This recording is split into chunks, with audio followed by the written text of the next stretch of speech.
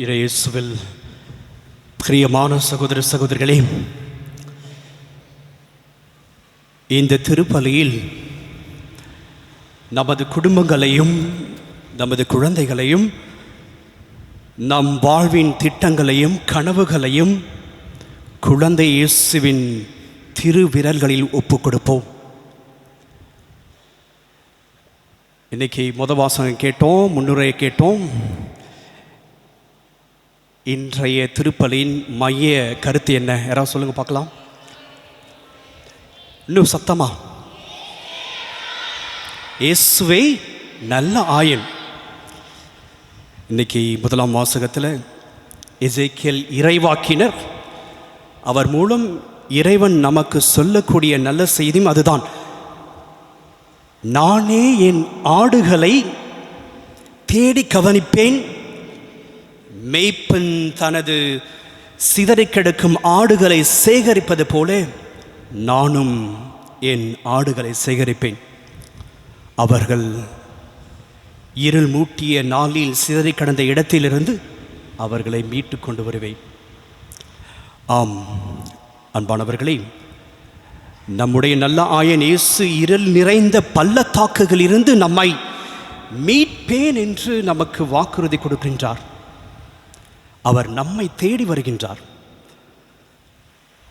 நம்மை கவனிக்க வருகின்றார், நம்மை மீட்க வருகின்றார், நம்மை இருளிலிருந்து விடுவிக்க வருகின்றார். இந்த வசனங்கள்லாம் கேட்டதுக்கப்புறம் அப்படியே கொஞ்சம் நினச்சி பாருங்களேன்.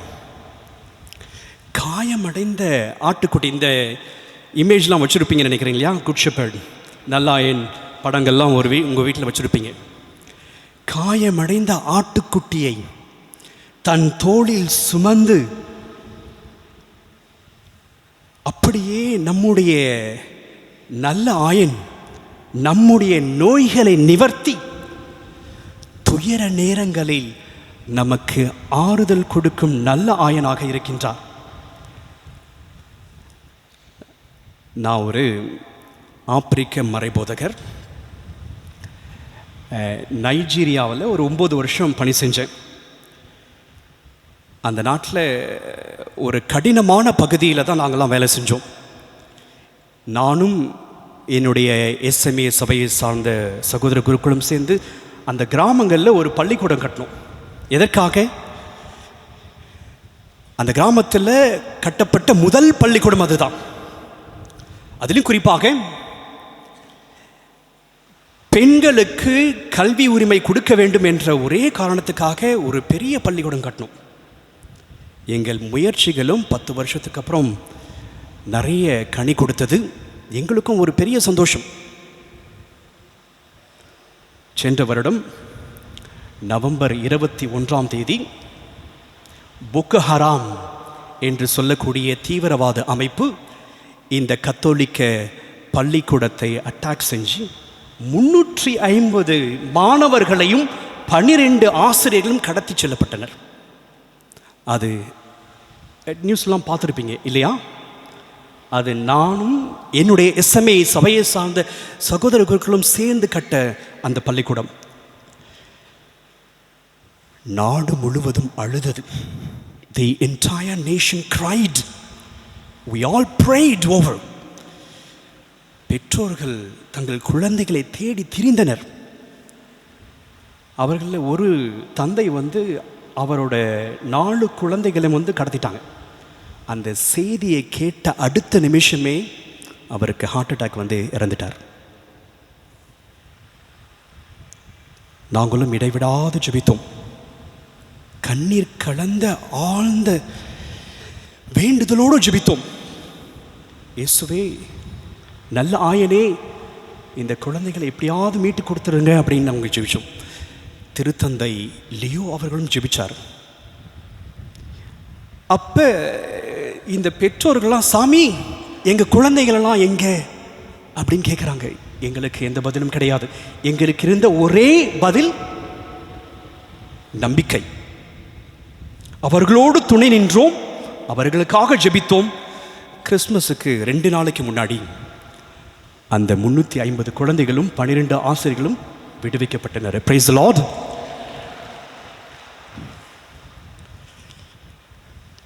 குடும்பங்களோடு சேர்ந்து கிறிஸ்மஸை சந்தோஷமாக கொண்டாடினாங்க.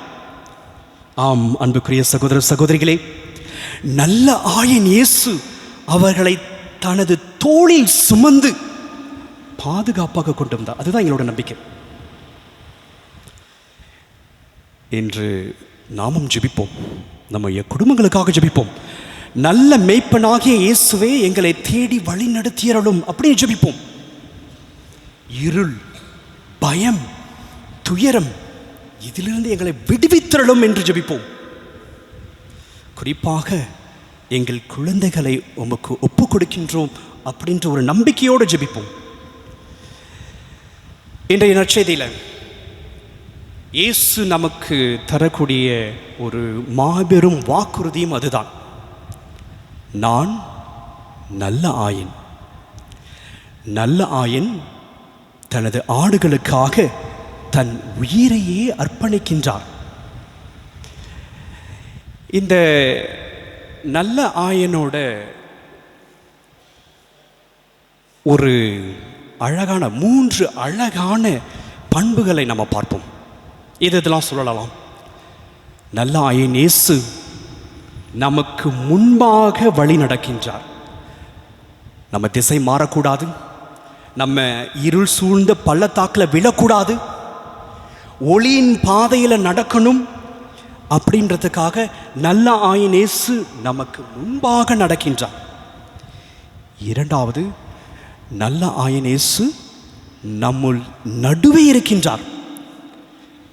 மகனாக மனிதனாக பிறந்து நம்முள் தங்கி ஆறுதல் சொல்லி நம்மை மீட்க அன்பு செய்ய நம்மோடு கூட இருக்கின்றார்.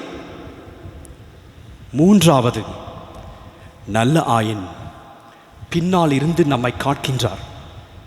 எந்த ஆபத்தும் நமக்கு வரக்கூடாதுன்ட்டு, நம்ம நோய் நொடியெல்லாம் இல்லாமல் சந்தோஷமாக கடவுளின் பிள்ளைகளாக வாழ வேண்டும் என்று கடவுள் நம் பின்னாடி வழி நடத்துகின்றார். இப்போ பிரான்ஸ் நாட்டில் பாரிஸ் என்ற நகரத்தில் பிஹெச்டி படிச்சுட்ருக்கிறேன். கிளினிக்கல் சைக்காலஜி அப்படின்னு சொல்லிட்டு ஒரு பிஹெச்டி படிச்சுட்ருக்கேன். என்னுடைய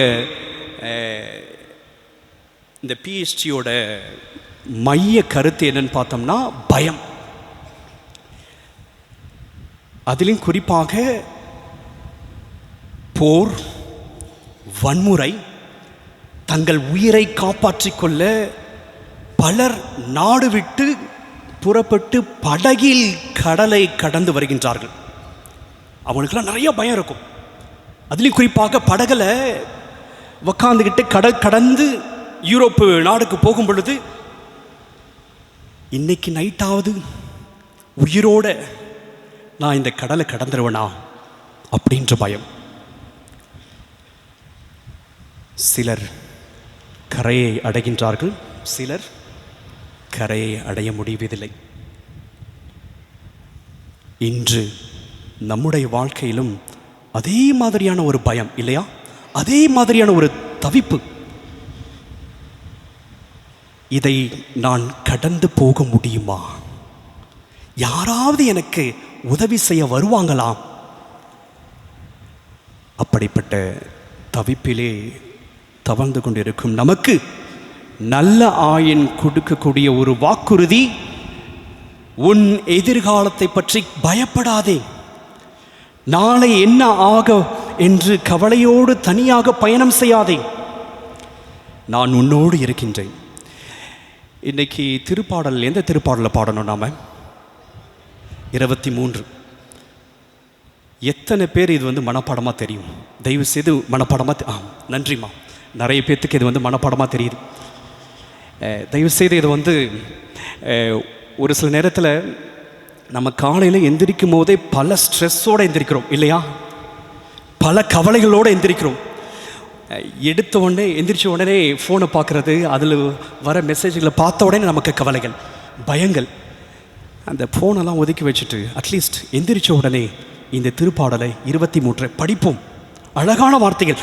ஆண்டவரே என் ஆயர், எனக்கு ஏதும் குறையில்லை. பசும்புல் வெளி மீது என்னை அவர் இளைப்பாற செய்வார். அமைதியான நீர்நிலைகளுக்கு என்னை அழைத்து செல்வார். அவர் எனக்கு புத்துயிர் அளிப்பார். தம் பெயருக்கேற்ப என்னை நீதி வழி நடத்திடுவார்.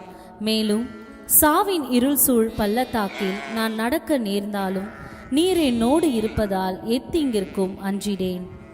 உம் கோலும் நெடுங்கழியும் என்னை தேற்றும். என்னை தேற்றும். அந்த அம்மாவுக்கு ஒரு கை தட்டுங்களேன். அம்மா, தயவு செய்து உங்கள் பேர பிள்ளைங்களுக்கு இதெல்லாம் கற்றுக் கொடுங்க. நம்முடைய விசுவாசத்தை அவங்களுக்கு கற்றுக் கொடுப்போம். ஆம், அன்பான சகோதர சகோதரிகளே, நல்ல ஆயன் நம்மை வழிகாட்டுகின்றார், நம்மை பாதுகாத்து நடத்துகின்றார். நம்ம வீட்டிலையும் பல காயங்கள் உண்டு, பல கஷ்டங்கள் உண்டு, குடும்பங்களுக்குள்ள பிரச்சனைகள், பெற்றோர்களுக்கு பயம். நம்முடைய குழந்தைகள் சோஷியல் மீடியாவில், ஸ்மார்ட் ஃபோனுக்கு எங்கே அடிமையாயிடுவாங்களோன்ட்டு ஒரு பயம் இல்லையா? நல்லா படிக்கிறாங்களான்றது ஒரு பயம், மனச்சோர்வு, தம்பதிகள் இடையிலே அடிக்கடி சண்டைகள், விவாகரத்து பயம், இந்த மாதிரி நிறைய பயங்கள் இருக்கிறது.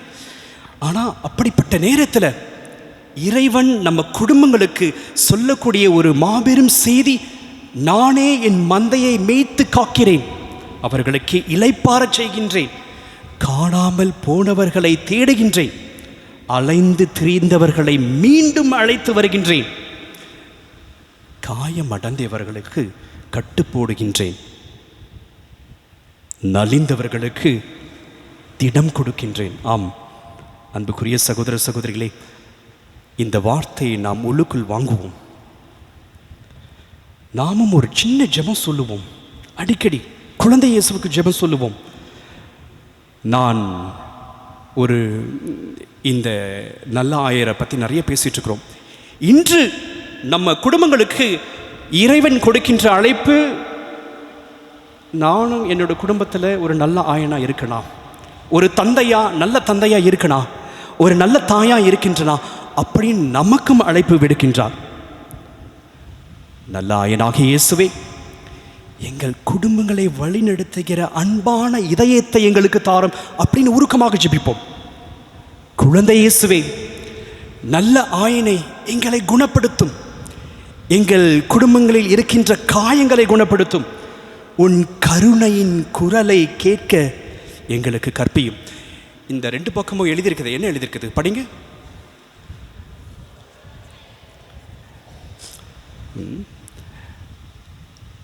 நல்ல ஆயனின் குரலை நம்மால் கேட்க முடிகின்றதா? நம்மளை சூழ்ந்து நிறைய சப்தங்கள். There is a lot of noise. We can't even listen to him. இன்னைக்கு இயேசு நமக்கு கொடுக்கக்கூடிய அழைப்பு, அவருக்கு செவி சாய்ப்போம், அவருடைய குரலை கேட்போம். அவரை போல நாமும் நல்ல ஆயர்களாக, நல்ல இறைவனின் பிள்ளைகளாக வாழ தொடர்ந்து இந்த திருப்பலியில் மன்றாடுவோம். ஆமேன்.